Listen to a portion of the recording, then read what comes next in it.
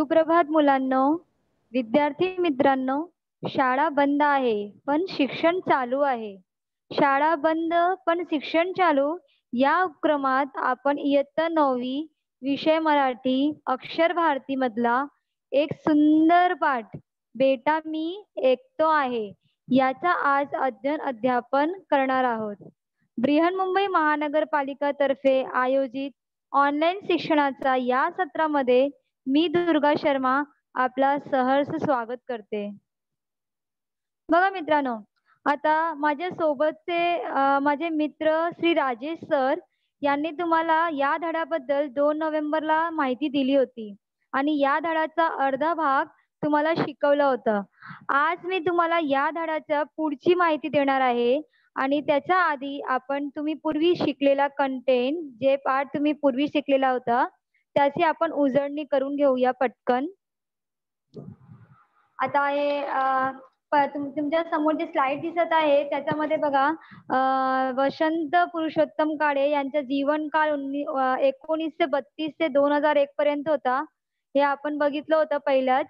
आणि आता या पाठाच्या परिचयामध्ये संगीत कलेवर जीवापाड प्रेम करणारे वडील व अपघातमुळे संगीत सेवेपासून अंतरलेल्या वडिलांच्या सौख्यासाठी धडपडणारा मुलगा यांचे भावस्पर्शी वर्णन प्रस्तुत पाठात लेखकाने केले आहे. मतलब संगीत से जो बहुत ज्यादा प्रेम करते थे ऐसे पिता और अपघात के कारण जो संगीत सेवा से छूट गए, तो अपने पिता को सुख देने के लिए और उसके लिए प्रयास करने के अंतर्गत वो बच्चा क्या क्या करता है उसका वर्णन इस पाठ में किया गया है.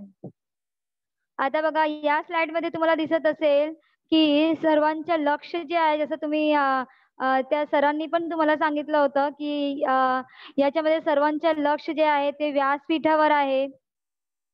त्याच्यानंतर आता यात इकडे लेखकाने बोलण्याची सुरुवात केली आणि प्रोग्रामची सुरुवात केली आहे आणि शिरीष या कलेच्या नौका मुसाफिर आहे हे लक्षात घेऊन त्यांचे कौतुक करावे अशी लेखकांनी विनंती केली आहे. कारण लेखकाला खात्री होती की शिरीषमुळे त्यांच्या शाळेचं नाव खराब होईल, म्हणून त्यांनी लोकांना विनंती केली आहे.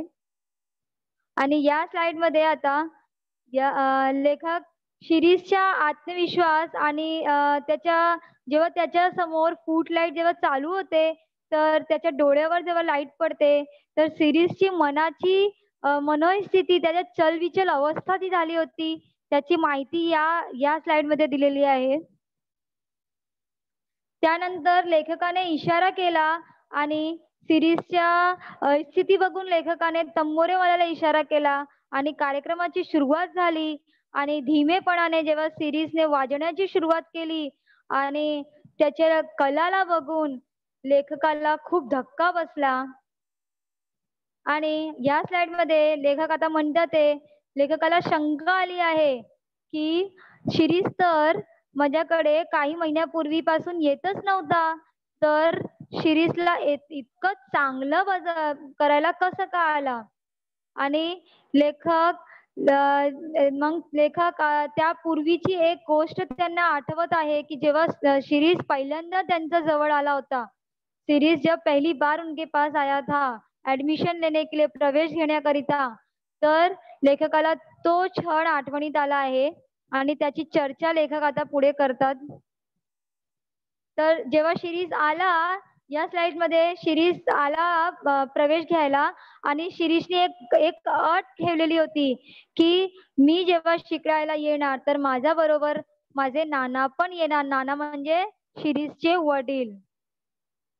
आणि त्याच्यानंतर लेखकाने त्याची अट मंजूर केली व शिरीषला प्रवेश दिला. शिरीषचे वडील जेव्हा त्याच्या सोबत यायचे, दररोज त्याच्या सोबत यायचे आणि काहीच बोलायचे नाही, सर्व प्रश्नांचे उत्तर शिरीष द्यायचं, काही विचारायचं असेल ते पण शिरीष विचारायचं, त्याचे वडील काहीच नाही बोलायचे. अशा प्रकारे ते फक्त येऊन बसायचे आणि शिरीष आणि लेखक हे आपल्या शिकण्याची प्रक्रिया शिकवण्या आणि शिकण्याची प्रक्रिया तिकडे चालू असायची. पण शिरीषचे नाना काहीच बोलायचे नाही. तर लेखकाला या गोष्टीचं खूप आश्चर्य वाटायचं. आता या स्लाइड मध्ये लेखक म्हणतात की असं असं बघून बघून 3 महिने निघून गेले आणि विद्यालयाच्या प्रथम कार्यक्रमात आपण सिरीजला कार्यक्रम द्यायचा असा मी निश्चय करून टाकला. म्हणजे लेखकाने सीरीज एवढं चांगलं वाजवत होता, की लेखकाने असा निश्चय केला, की सीरीजला आपण कार्यक्रम देऊया आणि म्हणून लेखकाने त्याला बोलवलं आणि बोललं, की "तुझी प्रगती असंच कायम राहून दे आणि आता आपल्या विद्यालयाच्या कार्यक्रमात मी तुला कार्यक्रम देणार आहे, तुझा कार्यक्रम ठेवणार आहे." हे ऐकल्यावर शिरीषला काय आनंद नाही झाला आणि लेखकाला अशी कल्पना होती, की शिरीष खूपच आनंदात होईल, शिरीषला खूप खुशी वाटेल. पण शिरीष काही आनंदित झाला नाही आणि लेखकाने म्हणून त्याला एक प्रश्न विचारले, की "तुला काहीच आनंद वाटत नाही का?" तर गंभीर आवाजात आणि ठाशीव स्वरूपाचे उत्तर आले, "माझ्यापेक्षा नानांना त्याचा जास्त आनंद जास्त होईल. मतलब मुझसे ज़्यादा खुशी मेरे पिताजी को होगी." मतलब इस प्रकार से आपने इसके पहले देखा कि किस प्रकार सीरीज का प्रोग्राम होता है और लेखक को आश्चर्य होता है और लेखक उस क्षण की याद करते हैं जब सीरीज पहली बार उनके पास आया था उनके विद्यालय में प्रवेश लेने के लिए और उसकी शर्त थी कि मेरे पिताजी मेरे साथ आएंगे और लेखक वसंत पुरुषोत्तम जी ने उसकी शर्त को माना और उसके पिताजी रोज आते थे, रोज बैठते थे, लेकिन उन्होंने कभी लेखक से कोई सवाल नहीं किया, ना ही सीरीज से कभी कोई बात की। सिर्फ वो आते थे, बैठते थे और चले जाते थे। और अगर लेखक कोई प्रश्न पूछते थे, तो उनके पिताजी से तो भी उसका उत्तर शिरीष ही देता था। अगर लेखक कुछ भी बोलते थे, तो उसका जवाब शिरीष ही देता था। तो लेखक को इस बात का गुस्सा भी आता था कि ये बहुत आगाऊपना दिखा रहा है, मतलब बहुत उत्तेजना दिखाता है, बहुत अगाऊपना दिखा रहा है। लेकिन लेखक को लगता था कि उसके पिताजी उसे डाँटेंगे, पर उसके पिताजी उसे बिल्कुल भी नहीं डाँटते थे। इस बात से शिरीष को बहुत समस्या होती, शिरीष को भी ऐसा लगता था कि मेरे पिताजी कुछ बोले, पर उस कहानी में क्या था, यह लेखक को भी नहीं पता था, जिसकी जानकारी हम अभी आगे देखेंगे।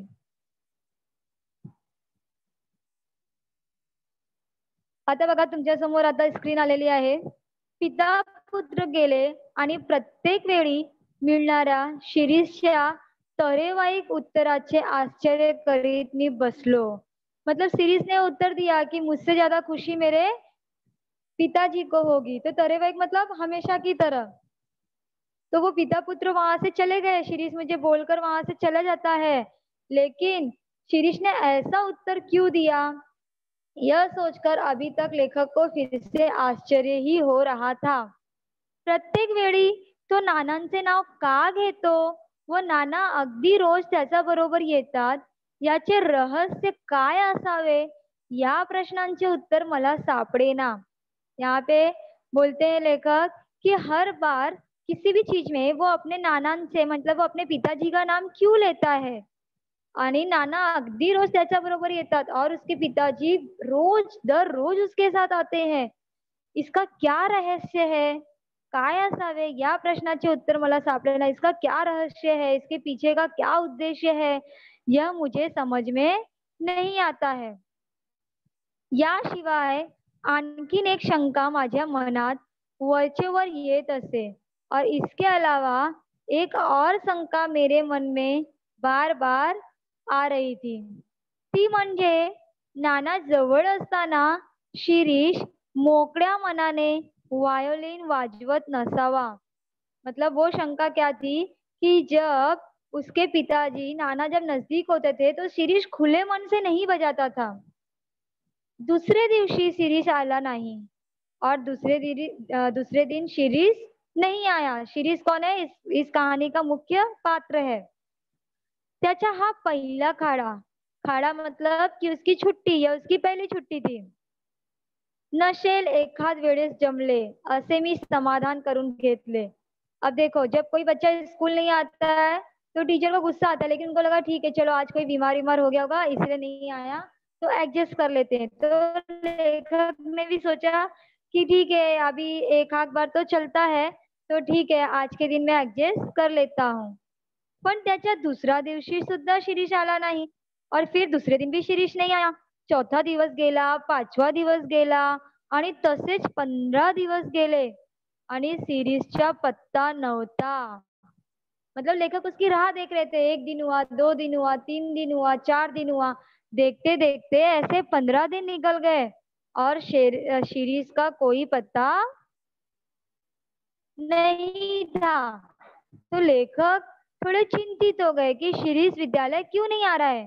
आणि त्यानंतर आता बघा तुमच्या समोर चित्र दिसत आहे. एक मुलगा आला आहे, पण तो मुलगा शिरीष नाही आहे, तो दुसरा मुलगा आहे. तर तो कोण आहे? आता बघा, 16व्या दिवशी एक मनुष्य निरोप व फीचे पैसे घेऊन आला.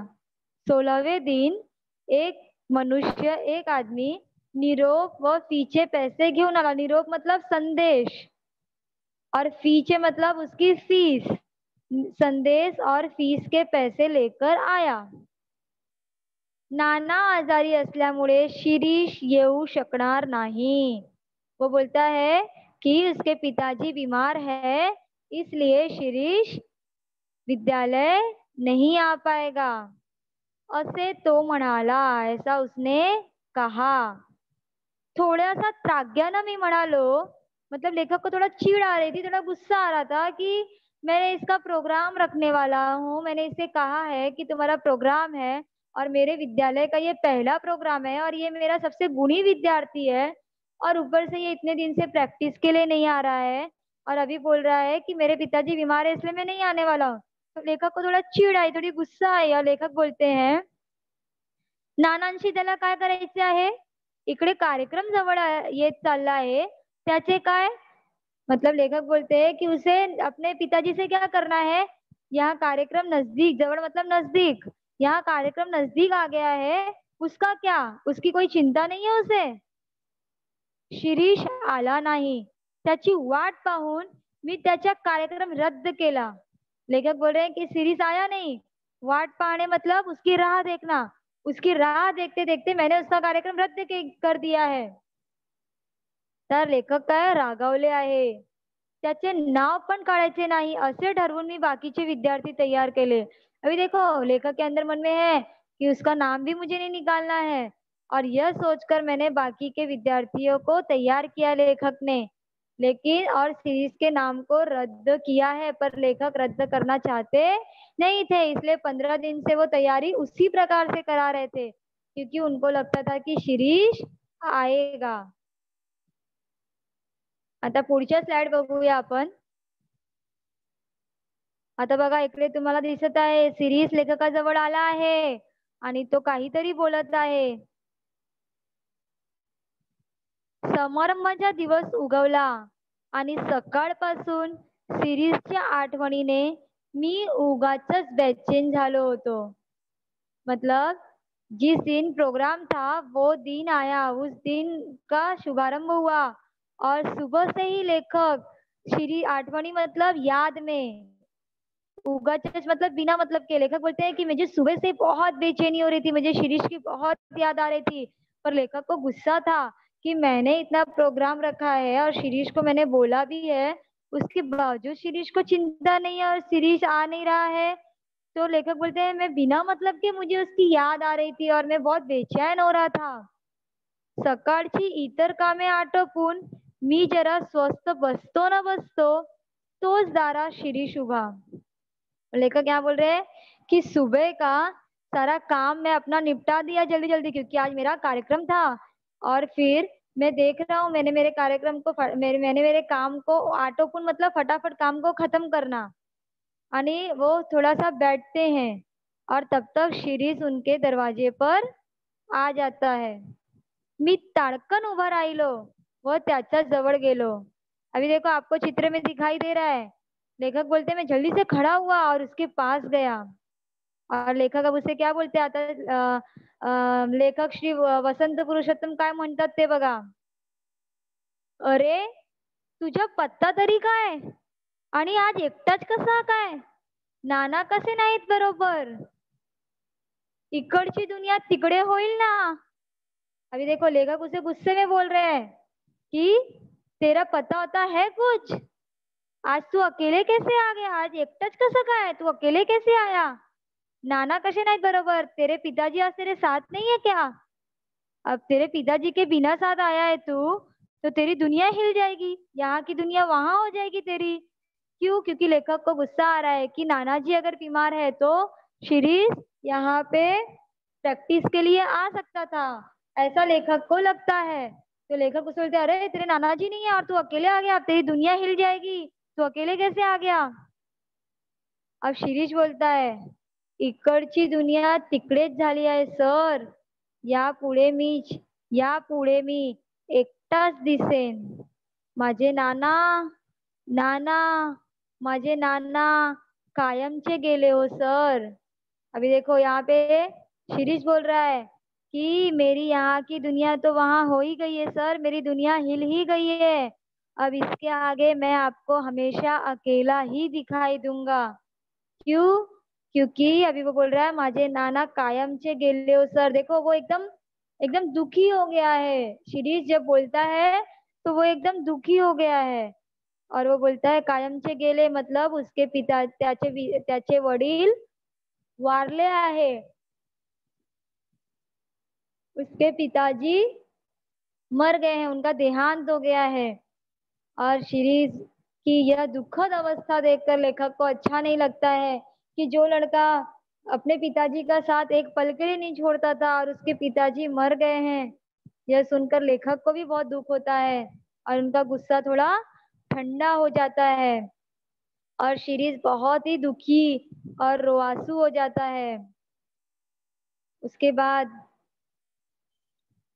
अब जब शिरीष अपने आप को थोड़ा संभालता है, लेखक उसे सांत्वना देते हैं, दुनिया की रीति रिवाजों के बारे में बताते हैं कि जो आया है उसे जाना ही होता है।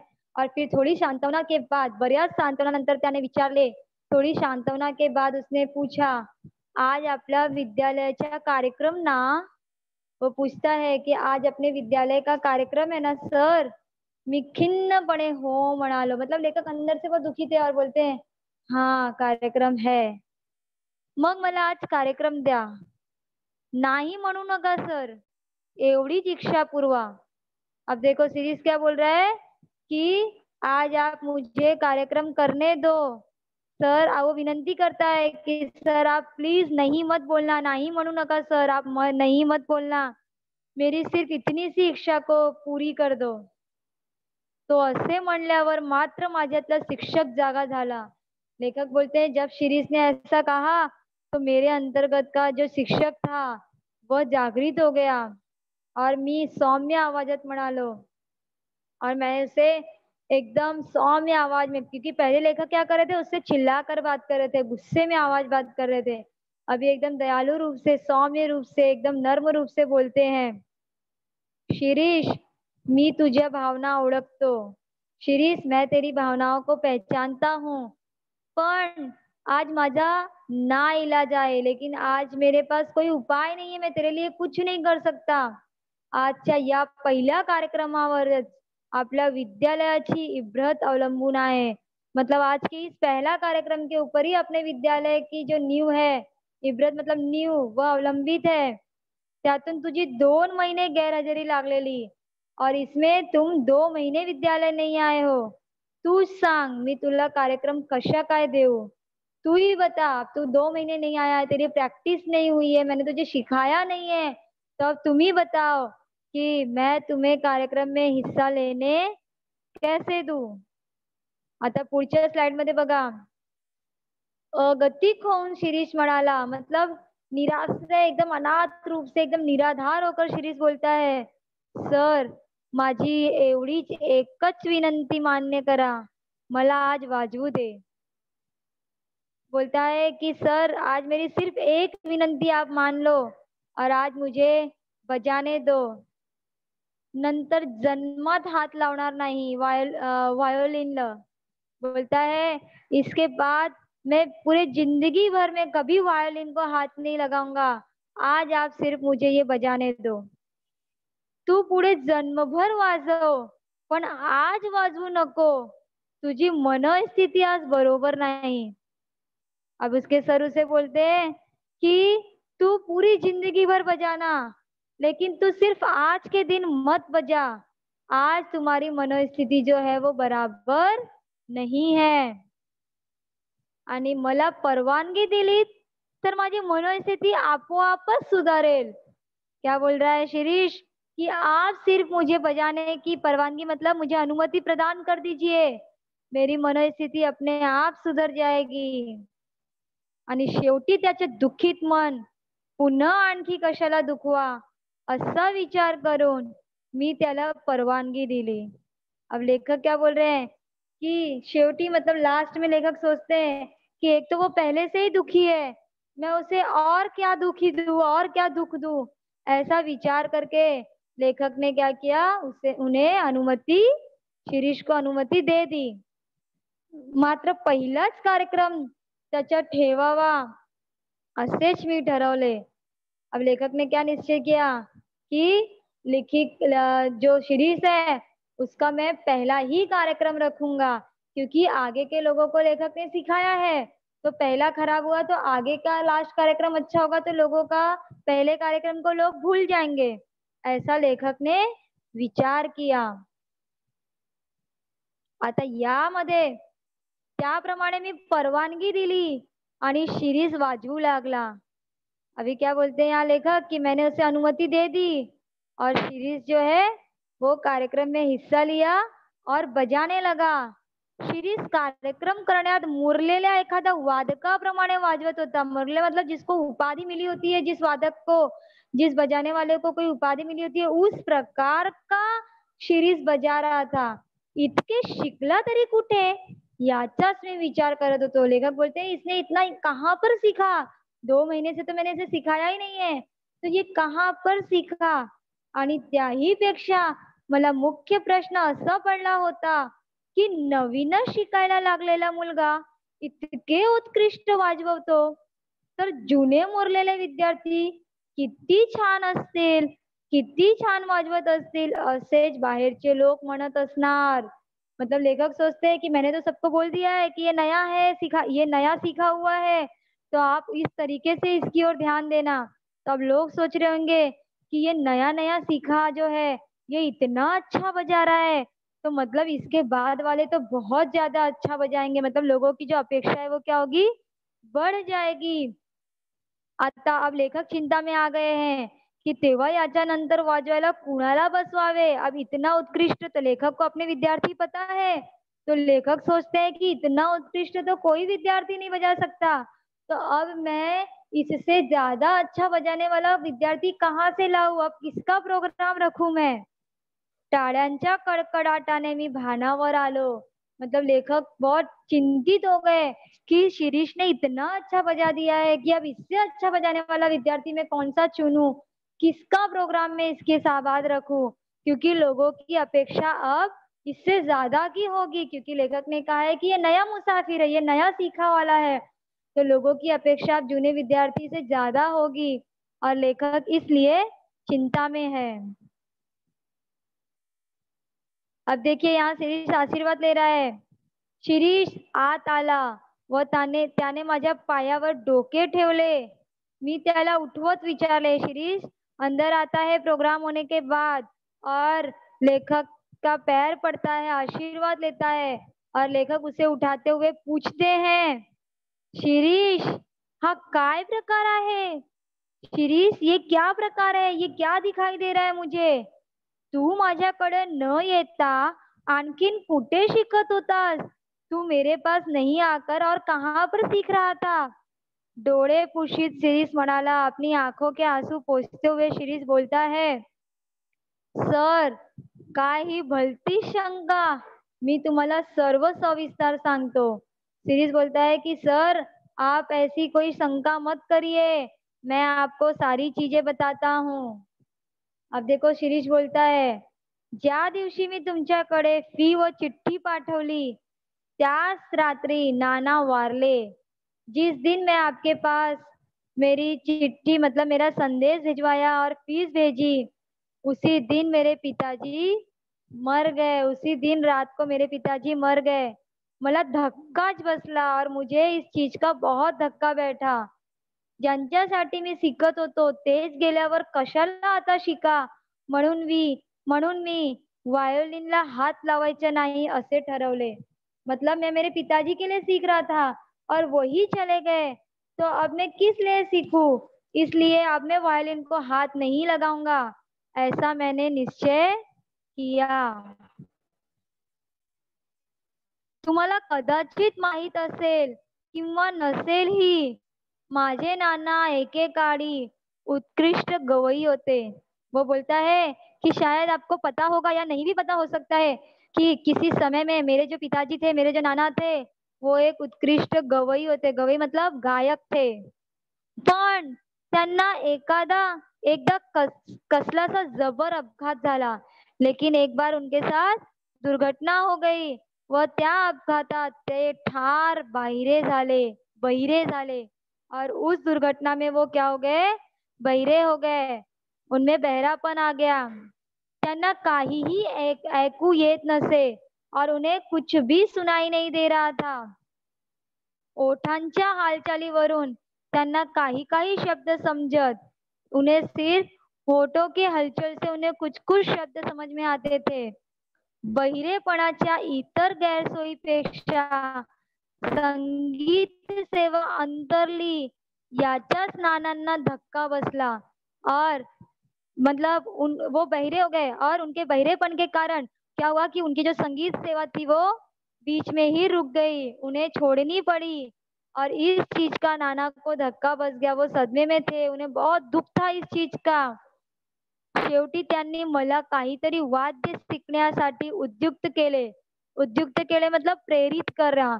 उन्होंने मुझे वाद्य सीखने के लिए प्रेरित किया कि तू कुछ वाद्य बजाना सीख। आणि कोणीतरी संगीत शास्त्रासाठी सतत धडपड करत असल्याचे पाहण्यातच त्यांना अमाप सौख्य मिळत होते। और कोई संगीत शास्त्र के लिए सीखने के लिए इतना धड़पड़ कर रहा है और अच्छे से सीख रहा है, बजा रहा है, यह देखकर ही उन्हें अमाप मतलब बहुत ज्यादा सुख मिलता था, बहुत खुशी होती थी। म्हणूनच ते रोज माझ्या बरोबर इथे येत होते और इसलिए वो रोज मेरे साथ यहाँ आते थे। पण त्यांना ऐकू काहीच येत नव्हते, पर उन्हें कुछ भी सुनाई नहीं देता था। त्यामुळे मला वारंवार खेद व्हायचा और इसलिए इस बात का मुझे बहुत दुख था, इस बात का मुझे बहुत खेद था कि मैं बजा रहा हूँ लेकिन मेरे पिताजी नहीं सुन पा रहे हैं। की मी वाजवण्यात कितीही प्रगती व कौशल्य दाखवले तरी माझे नाना काही ते ऐकू शकत नाही।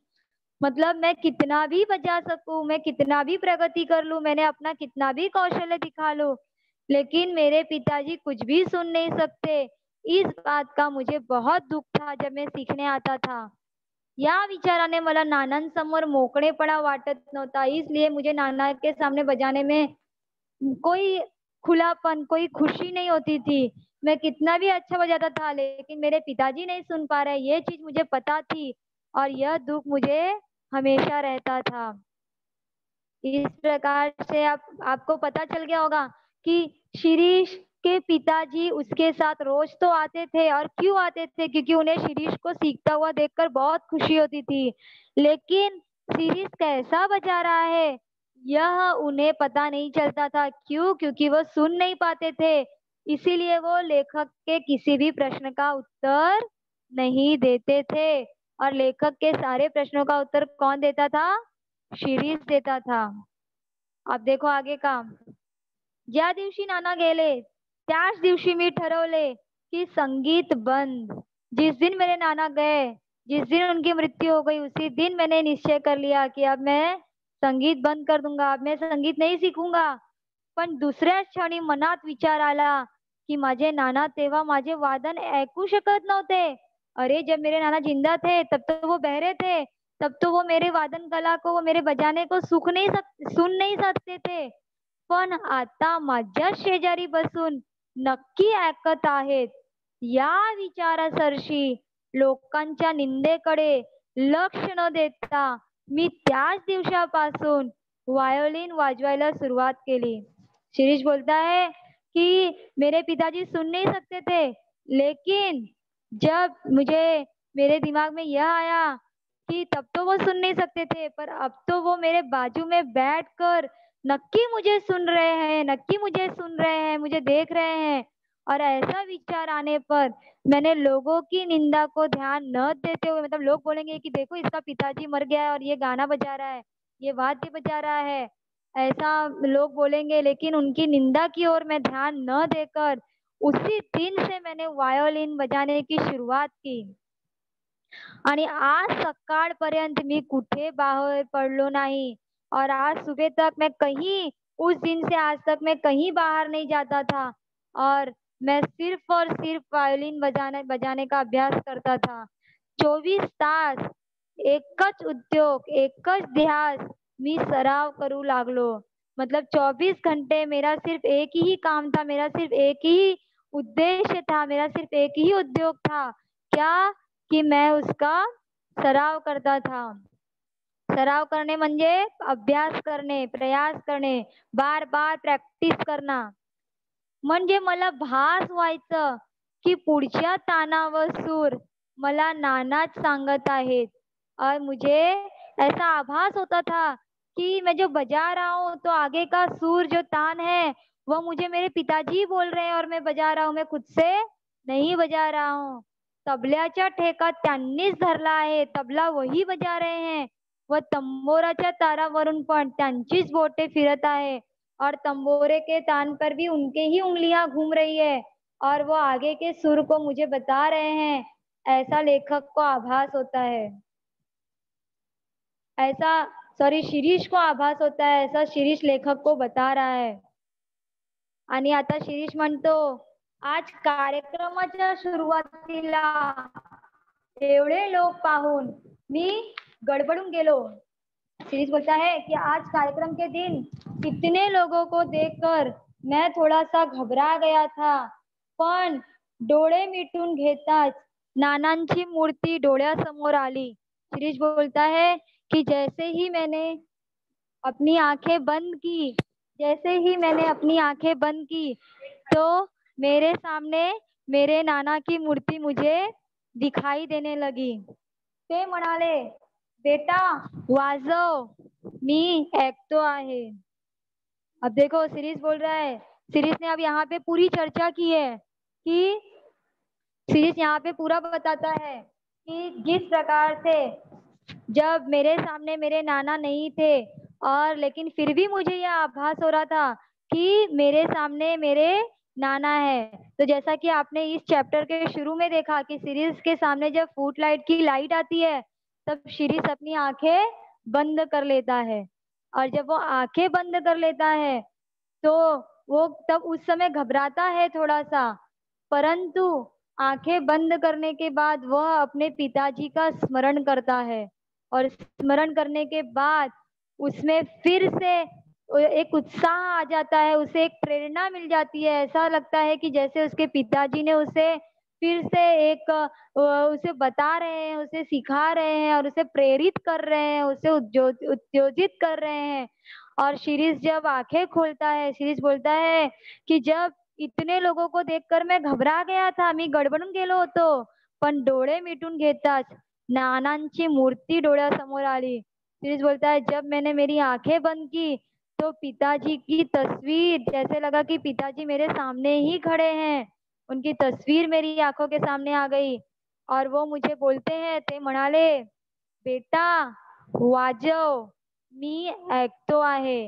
और जब मेरे पिताजी ने कहा कि बेटा तू बजा, मैं सुन रहा हूँ, मला जोर चढ़ा। पिताजी के ये शब्द सुनकर मेरे अंतर्गत प्रेरणा जागृत हो गई, मुझे जोर आ गया कि अब मुझे बजाना है। क्यों?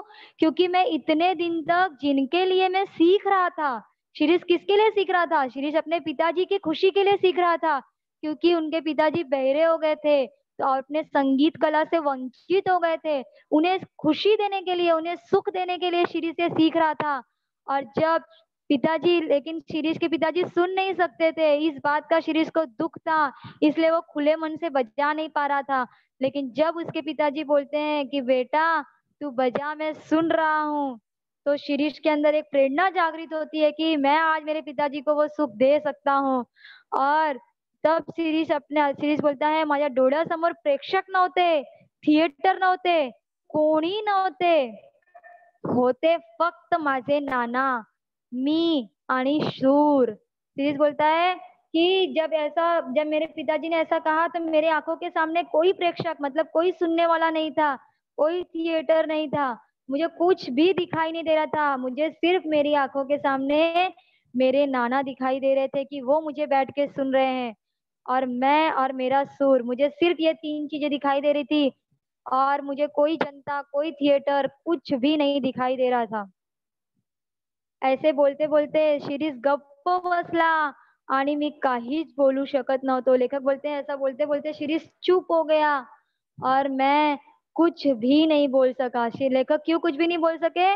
क्योंकि लेखक को पता चल गया कि इतने दिन तक शिरीष जब मेरे पास सीखने आ रहा था तो वो कितना दुखी था, और लेखक शिरीष को गलत समझते थे, लेखक शिरीष को आगाऊ समझते थे। लेकिन शिरीष बहुत दुखी था। शिरीष अपने पिताजी के लिए संगीत सीख रहा था और उसके पिताजी नहीं सुन पा रहे थे, इसलिए शिरीष दुखी रहता था, इसलिए शिरीष नर्वस रहता था। यह बात लेखक को पता चलती है, और शिरीष ने अपने पिताजी के लिए किस प्रकार से परफॉर्मेंस दिया यह पता चलता है। और शिरीष के दुख को देखकर लेखक को बहुत दुख होता है, और लेखक के पास कोई शब्द नहीं होते हैं उसे बोलने के लिए, इसलिए लेखक भी चुप हो जाते हैं। इस प्रकार से ये पाठ यहाँ पे खत्म होता है। तो ये पाठ में आपने देखा कि संगीत प्रेमी पिता के लिए एक बच्चा अपने पिता को सुख देने के लिए, अपने पिता को खुश करने के लिए, दुर्घटना में उसके पिताजी जब बहरे हो जाते हैं तो लेकिन उसके पिताजी अगर उसके पिताजी को इस बात से खुशी मिलती है कि कोई संगीत के प्रति बहुत मेहनत कर रहा है, इसलिए शिरीष जो है वो मेहनत करता है। यह देखकर उसके पिताजी खुश होते हैं, लेकिन बीच में ही उसके पिताजी की मृत्यु हो जाती है। फिर भी शिरीष अपने पिताजी, मेरे पिताजी सुन रहे हैं, ऐसा आभास उसे होता है, और वो कार्यक्रम देता है, और वो बहुत अच्छी तरीके का बजाता है। ऐसा लगता है कि कोई मुरलेला मुरलेला संगीत वादक है, मतलब कोई उपाधि प्राप्त जो संगीत प्रेमी वादक होगा वो बजा रहा है, उस प्रकार का परफॉर्मेंस सीरीज देता है। और लेखक को भी बहुत खुशी होती है और आश्चर्य होता है, और लेखक की सारी घटना की जानकारी शिरीष से लेते हैं, और लेखक निशब्द हो जाते हैं। इस प्रकार से ये पाठ यहाँ पे खत्म होता है। मुझे आशा है कि आप लोगों को ये कहानी बहुत अच्छी तरीके से समझ में आ गई होगी। अब हम इसका स्वाध्याय देखेंगे। देखो, एग्जाम में आपको ऐसा पैराग्राफ आता है, जब आपको चैप्टर के क्वेश्चन आंसर आते हैं तो आपको ऐसा पैराग्राफ दिया होता है। आपको पैराग्राफ एकदम ध्यान पूर्वक पढ़ना है। अगर आपने पाठ को बहुत अच्छी तरीके से समझ लिया है तो आपको 5 मिनट ही सिर्फ लगेंगे आपके क्वेश्चन आंसर करने के लिए। एक पैराग्राफ में 7 नंबर का आपको क्वेश्चन आंसर आता है एक पैराग्राफ से। तो आपके सामने दिखाई दे रहा है कि पहला जो क्वेश्चन है उसमें 2 दिया गया है। नाना एकेकाळी उत्कृष्ट, मतलब किसी समय में नाना क्या थे। तो आपको ये वाक्य आगे पूरा करना है। अब आपके सामने सामने 4 ऑप्शन दिए, डांसर होते, डायरेक्टर होते, फाइटर होते, गवई होते। तो क्या थे नाना? गवई थे, वो गायक थे।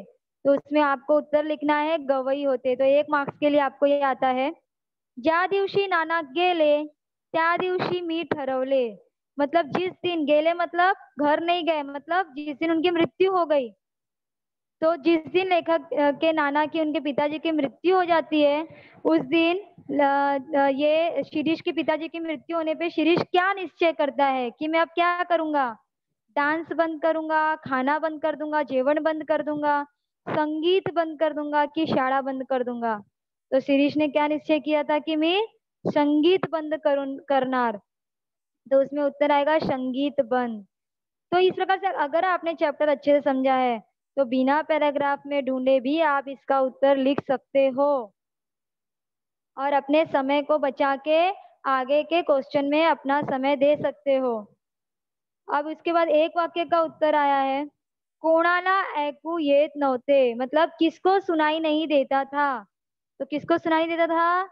तर शिरीषचे नानांना ऐकू येत नव्हते, या फिर शिरीषच्या वडिलांना ऐकू येत नव्हते। मतलब लेकिन पैराग्राफ में नाना दिया है तो इसीलिए आपको नाना डालना है। शिरीषचे नानांना ऐकू येत नव्हते। उसके बाद दूसरा क्वेश्चन इसमें दिया है, शिरीष ने कोणते वाद्य वाजवण्यास सुरुवात केली? शिरीष ने कौन सा वाद्य बजाने की शुरुआत की? तो कौन सा वाद्य बजाने की शुरुआत की शिरीष ने? वायोलिन। तो इसका उत्तर आएगा, शिरीष ने वायोलिन वाद्य वाजवण्याची सुरुवात केली। अब देखो ऊपर एक एक नंबर के आपको दो क्वेश्चन और एक वाक्य के दो क्वेश्चन, दो दो चार हो गया। विरुद्धार्थी अर्थ जो है शब्द, ये अभी आपको पैराग्राफ में नहीं आता है पर मैंने इसमें दिया है क्योंकि ये आपको व्याकरण में तो आता ही है। तो दिवस, दिवस क्या हो जाएगा? रात्र, दिवस मतलब दिन। और सुख, सुख का विरुद्धार्थी हो जाएगा दुख।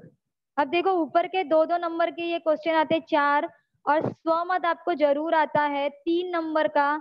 स्वमत के क्वेश्चन एग्जाम में बिल्कुल भी छोड़ने नहीं है। स्वमत मतलब अपना मत, आपको अपना मत देना है, आपको पैराग्राफ में से ढूंढ के नहीं लिखना है। इसमें आपको ये पार्ट से क्या समझ में आया था और आपका क्या विचार है, वो सारी चीजें आपको इसमें डालनी होती है। अभी इसमें क्वेश्चन दिया है, ज्या दिवशी नाना गेले त्या दिवशी शिरीषने काय ठरवले ते तुमच्या शब्दात लिहा। अब इसमें शिरीष बोल मतलब ये क्वेश्चन में क्या पूछा, आपको क्वेश्चन समझना बहुत जरूरी है कि जिस दिन शिरीष के पिताजी मर गए उस दिन शिरीष ने क्या निश्चित किया, ये आपको अपने शब्दों में लिखना है। तो अब इसमें आपको बताना है कि अब देखो ये कभी भी स्वमत की शुरुआत जो आप करोगे, स्वमत की शुरुआत हमेशा मला असं वाटते की, हमेशा आपको ऐसे ही करना है, मला असं वाटते की या फिर माझा असा विचार आहे की, ऐसा आपको कभी भी इसमें अगर आपने पहली लाइन आपको लिखनी है, मला असं वाटते की ज्या दिवशी शिरीषचे नाना गेले त्या दिवशी शिरीष खूपच दुखी होता, त्याला धक्का बसलेला आणि त्या दिवशी त्याने संगीत बंद करायचं ठरवले, कारण क्यों उसने संगीत बंद करने का निश्चित किया? तो आपको वो दिखाना है, कारण शिरीष आपल्या वडिलांसाठीच संगीत शिकत होतो आणि त्याचे वडीलच राहिलेले नाही, म्हणून शिरीषला आता असा लागला की आता संगीत शिकून काहीच त्याचा फायदा नाही आहे, म्हणून त्याचे शिरीष त्यांच्या वडिलांसाठी संगीत शिकत होता आणि वडील वारले तर आता संगीत शिकण्याचा काहीच अर्थ नाही आहे, म्हणून शिरीषने संगीत सीखण्याचं बंद करण्याचं ठरवलं। ऐसा आपको उसमें लिखना है। अब ये आगे के एक्सप्लेनेशन के लिए आपको 2 मार्क्स है, पर जो 1 मार्क्स है वो आपका है, मला असं वाटते की शिरीषने नाना जेव्हा वारले तेव्हा शिरीषने संगीत शिकण्याचं, गाण्याचं त्याने बंद करायचं ठरवलं। इस पे आपको 1 मार्क्स है। जब भी आप स्वमत लिखोगे तो स्वमत लिखने में आपको हमेशा मला असं वाटते, माझा असा विचार आहे, मी असा विचार करतो, ऐसा सेंटेंस से ही आपको उत्तर लिखना शुरू करना है। कोई भी स्वमत का क्वेश्चन आए आपको वहां पे आपके विचार प्रकट करने हैं, इसलिए मला असा वाटतो ऐसा आपको डालना ही है। इस प्रकार से आपको एग्जाम में किसी भी पैराग्राफ से क्वेश्चन आंसर आएंगे। तो मुझे ऐसा लगता है, मुझे ऐसी आशा है, ऐसी अपेक्षा है कि आपको ये पार्ट अच्छी तरीके से समझ में आ गया होगा और किस प्रकार से क्वेश्चन आंसर आएंगे और आपको लिखना है ये भी आपको समझ में आ गया। अब आप जो भी प्रश्न पूछना चाहते हो पूछ सकते हो।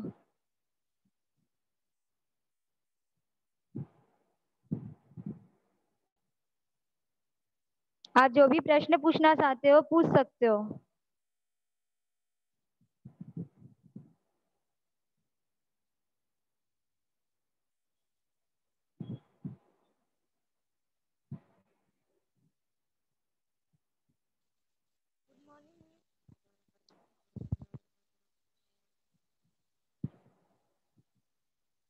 धीरज सर। टीचर, हाँ बोलो। अगर पेपर में परिच्छेद आ सकता है ना ढूंढ के लिखने के लिए? हाँ पेपर में परिच्छेद आएगा ही, पैराग्राफ आपको पेपर में आएगा ही, लेकिन कैसा है कि आपका 80 मार्क्स का पेपर होता है बेटा, तो अगर आपने पाठ को अच्छी तरीके से पढ़ा है और समझा है तो क्या होगा, आपको आंसर फास्ट मिलेंगे, जल्दी जल्दी मिलेंगे। और अगर आपने नहीं पढ़ा है तो आपको उसको पढ़ने में, वैसे भी आप लोगों को मराठी समझ में जल्दी नहीं आती है, तो उसको पढ़ने समझने में आपका टाइम जाएगा, आपका टाइम वेस्ट होगा। और अगर वही टाइम बचता है तो आप आगे उपयोजित लेखन में, जिसमें ज्यादा समय लगता है, उसमें आप उसका इस्तेमाल कर सकते हो और अपने मार्क्स को बढ़ा सकते हो। इसलिए आपको पाठ को अच्छी तरीके से समझना है। और उत्तर, अगर आप पाठ अच्छी तरीके से समझ ले रहे हो तो आपको उत्तर ढूंढने की जरूरत ही नहीं पड़ेगी, आप आसानी से उत्तर लिख सकते हो। और पैराग्राफ देखते ही आपको उत्तर समझ में आ जाएगा और आपको तुरंत मिल जाएगा। ठीक है। ओके। हाँ टीचर, ठीक है। और कोई?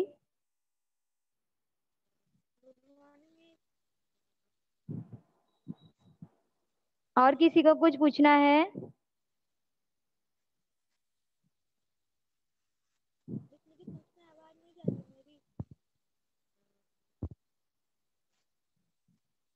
आशा है कि आप सभी को ये पार्ट बहुत अच्छी तरीके से समझ में आ गया होगा। और प्लीज ये यूट्यूब पे ये चैप्टर का आपको वीडियो देखने के लिए मिलेगा, तो आप उसे सब्सक्राइब करिए। अपने 9th का जो अपना चैनल चल रहा है, प्लीज उसे सब्सक्राइब करिए और उससे पढ़ाई करिए। आप फिर से देखिए, फिर से समझिए, ये सारी चीजें आप लोगों के लिए ही की जा रही है। Thank you.